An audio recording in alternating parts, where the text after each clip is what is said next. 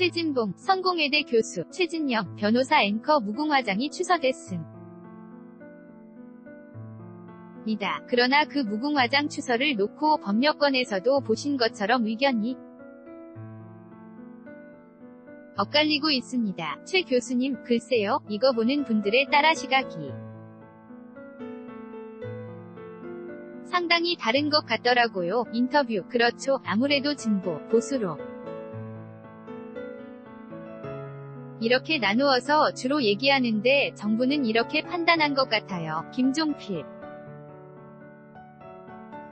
전 총리가 우리 현대 정치사에 아주 중요한 부분마다의 역할을 하신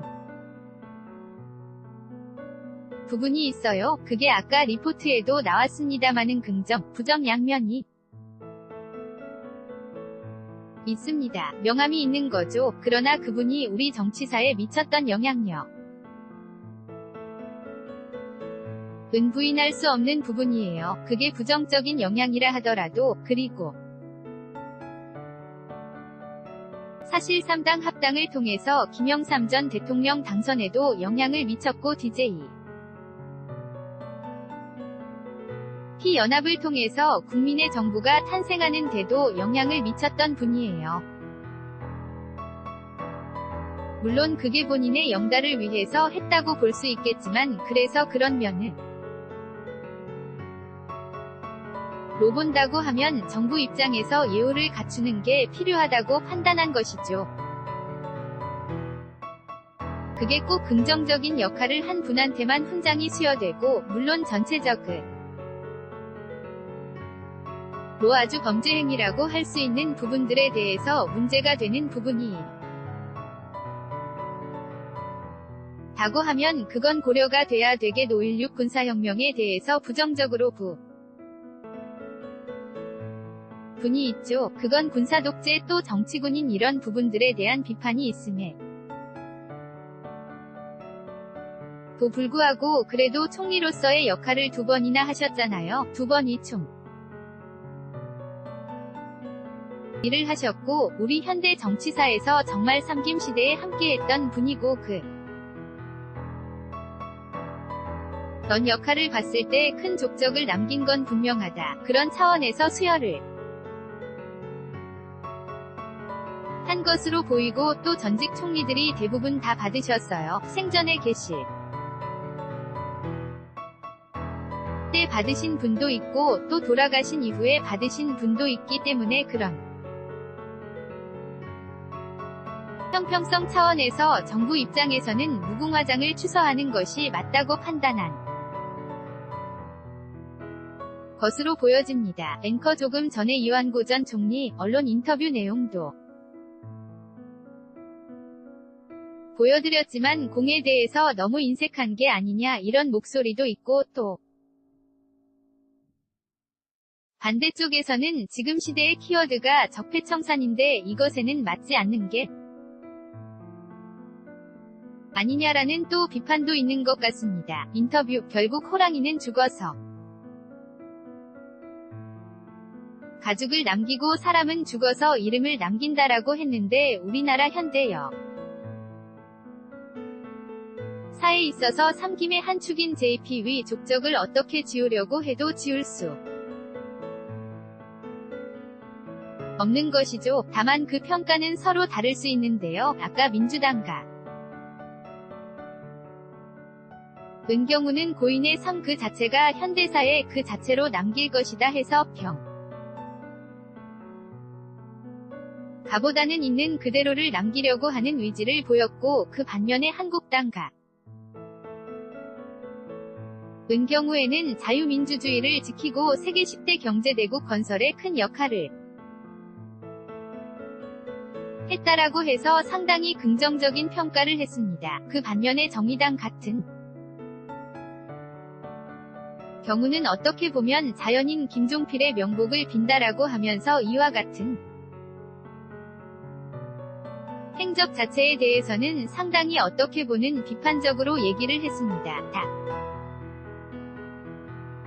만 공과를 떠나서 이야기했을 때 중국 같은 경우에도 모택동이 사후에 결국 07과 3이라고 해서 결국 과가 있지만 사망한 이후에는 공에 대해서 또 나름대로 덕을 칭송해 주는 것이 동양적인 미덕이기도 한 그런 점에 비추어 봤을 때는 현재의 민주당의 오늘 같은 경우 원내대표의 그와 같은 언급 나름대로 의미가 있다. 그리고 또 고인이 가시는 길에 때에 맞춰서 무궁화 장이 있는 모습에서는 어떻게 보면 적폐청산 이런 것도 의미가 있지만 어떻게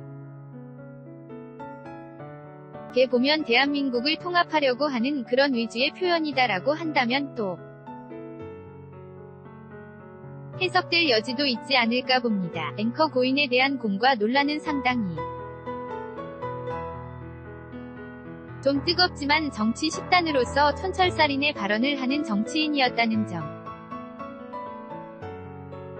은평가가 동일한 것 같습니다. 고인이 남긴 어록 잠시 좀 정리를 해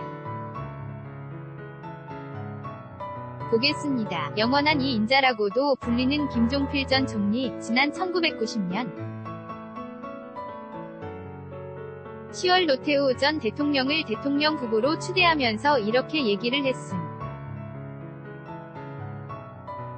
나는 대통령의 그림자도 밟지 않는다고 얘기했고요. 그리고 지난 1995년 자유민주연합 창당 후에는 충청도 사람이 핫바지냐 굉장히 유명한 말이죠. 이 얘기로 지방선거와 총선에서 충청도를 휩쓸기도 했습니다. 를 저물면서도 서쪽 하늘을 붉게 물들인다. 이른바 비례대표 셀프 공천이 난이 되자 이런 말로 정치력을 과시하기도 했고요. 그리고 김영삼 전 대통령의 권력을 손에 쥔 뒤 등을 돌리자 이런 말을 했습니다. 사랑에는 후회가 없다. 지난 2004년 정계 은퇴를 선언하면서 이렇게 얘기합니다. 병은 죽지 않지만 조용히 사라지는 것이다. 43년간 정계에 몸담으며 나름 대로 제가 됐다. 이렇게 얘기를 했고요. 그리고 지난 2015년 후배들의 게 이렇게 얘기합니다. 정치인이 열매를 따먹으려 하면 교도소밖에 갈 일이 없다. 이런 따끔한 얘기를 해줬고요. 대통령 하는 뭐 하나 다 거품 같다라는 얘기도 했습니다. 사랑에는 후회가 없다라는 얘기도 했는데 정치 하신 걸 후회하지는 않으시겠죠? 인터뷰 아마 후회하지 않을 것 같아요. 제가 볼 때는 그러니까 우리 현대 정치사의 영역을 함께하신 분이에요. 제가 볼 때는 본인이 하는 일에 물론 대통령 빼고는 다 해봤거든요. 저분이 중앙정보부장도 했고 그 다음 국무총리 2번이나 했죠. 그 다음 정당 만들어서 당대표도 하셨죠. 그렇다고 하면 정치의 모든 걸 해봤는데 대통령은 못하고 항상 영원한 이 인자의 자리에 있었는데 그러면서도 사랑에는 후회 없다는 말도 사실은 내각제를 하기로 합의하고 김영삼 전 대통령과 당 합당을 했는데 나중에 시간이 지나면서 내각제를 하지 않으면서 본인이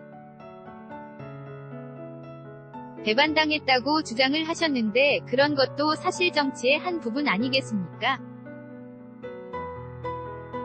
정치라는 것이 신의를 지키는 것이 멋있기는 하지만 신의를 안 지키는 정치가 얼마나 많습니까? 그런 차원에서 본다고 하면 본인의 저런 말들은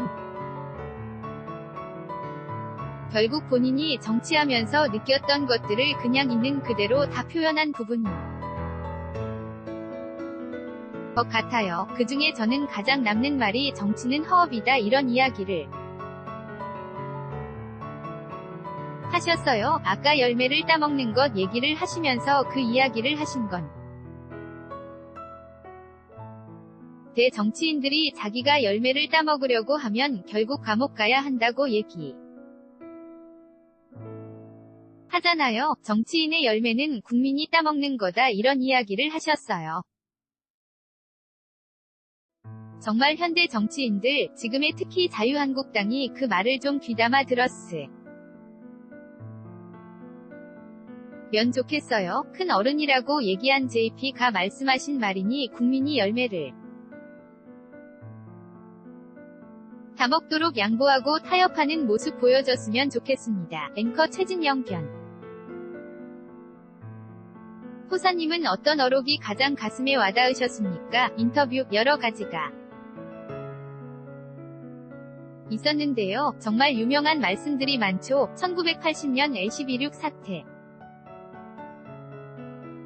이후에 서울에 봄이 오느냐 했는데 결국은 신군부가 들어오니 결국 서울에 봄은 무산됐지 않습니까? 그것을 한마디로 봄은 왔지만 봄 같지 않다. 춘 뇌불사춘이라고 얘기했고 본인이 박정희 정권에서 2인자로서 굉장히 오랜 기간 국무총리를 했습니다마는 견제를 받다가 결국 미국으로 떠나면서 자의 반 타의 반 내 뜻도 있고 왜 외국으로 갔느냐 했을 때 그런 지금 현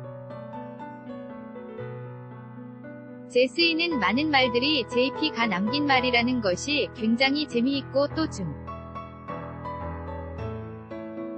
앙정부부장 첫 번째 초대장이라고 했는데 지금은 국정원인데 최초의 중앙정보 부의 원훈이 이른바 음지에서 일하고 양지를 지향한다. 아마 굉장히 음습한 향기가 느껴지는 것 같은데 그 말도 바로 JP 위 어록이다라는 말이 있음. 이다. 앵커 김종필 전 총리, 이렇게 해서 삼김 정치 시대의 마지막 회의 지를 장식하게 됐고요. 후배 정치인들이 빈소를 찾아 조문하면서 어떤 생각을 했을지 궁금하다는 생각도 듭니다. 지금 야권에서는 어쨌든 새 집도 집 고 재건도 해야 되니까 상당히 분주한 움직임인데 하나하나 쉬운 과정이요. 는 것 같습니다. 저는 정치인 뉴스 전해드리면서 잉크가 번져서 선거를 다 시하는 것은 처음 전해드리는 것 같습니다. 인터뷰, 반장 선거도 아니고 그 정당의 원내대표를 뽑는데 저렇게 준비가 제대로 안 된, 물론 본인들 말처럼 국회 사무처의 잉크가 잘못이라고 하면 미리 준비해봤어야 되는 거 아닙니까? 그리고 또 원래 동그라미를 그려서 표시하게 볼펜으로 했잖아요. X표 하면 그건 원래 일반 선거에서 X표 하면 그건 무효표 처리됩니다.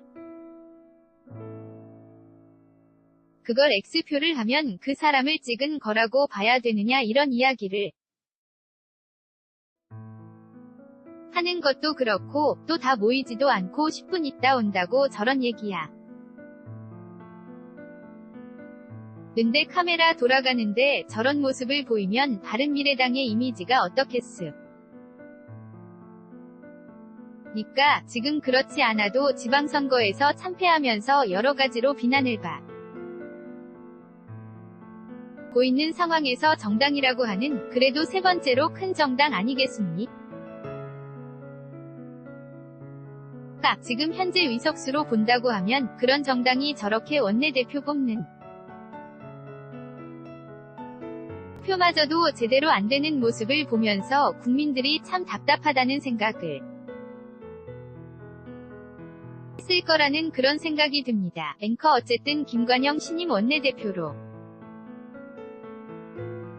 우여곡절 끝에 결정이 됐습니다. 40대잖아요. 젊은 원내대표의 선출인데 앞으로 바른미래당 미래에 어떤 변수가 될까요? 인터뷰, 바른미래, 정말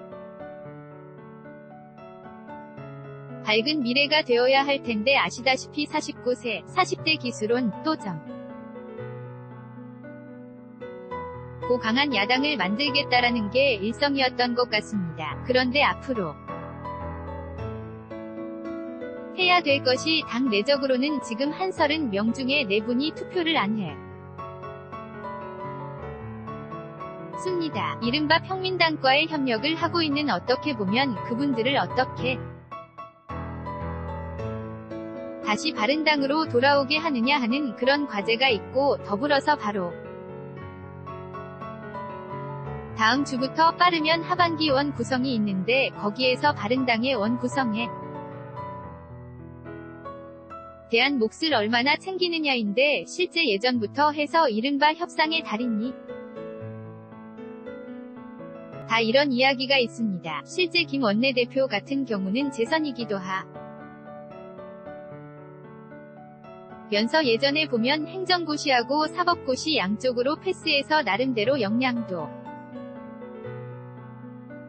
있고 그 지역에서 어떻게 보면 신망도 있는 것으로 알려져 있는데 이와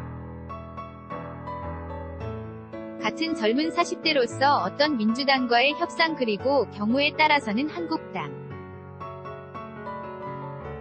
과의 협상, 이런 부분을 어떻게 만들어낼지, 특히 제일 첫 번째 협상대에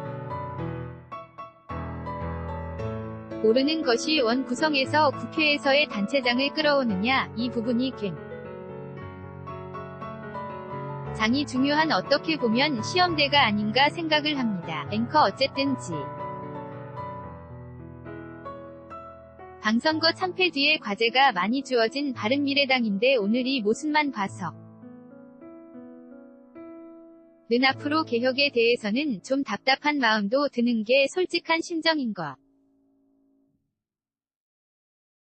같습니다. 인터뷰. 현실적으로 원내 정당, 30석이 원내 정당이 투표용 지가 어떻게 보면 데칼코마니처럼 접어서 넣었는데 이쪽 저쪽 둘 다 잉크가 번지는 정도라고 한다면 현재에 있는 바른당과 국민의당이 나누어져 있는 그 상태 속에서 물리적인 결합은커녕 화학적 결합까지 가지도 못하는 그런 것을 대변하는 사건인 것 같은데 정말 앞으로 갈 길이 만만치는 않은 것 같습니다. 앵커 여기까지 듣겠습니다. 최진봉 성공회대 교수, 최진영 변호 사두 분이었습니다. 고맙습니다.